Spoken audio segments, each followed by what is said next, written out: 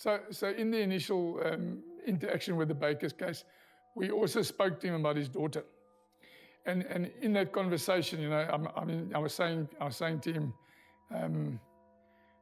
we've got this body that we found, and you're aware that the press and everyone's speculating it's your child. And he was like, yeah, I know you've got her. He said, but you don't have her clothes. Then at some point, he had hidden his daughter's clothes.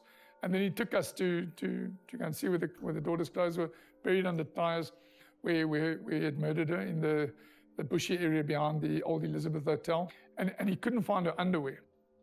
So this was one of the funny things that happened in this case for me, where I think it's the only time I ever probably got scared, was he was on his hands and knees growling like a dog and scratching in the sand like he's trying to find her underwear. And it was like, and we were all standing around looking at the guy and geez, what's going to happen now? Not sort of certain what the guy was going to do, but he couldn't find them.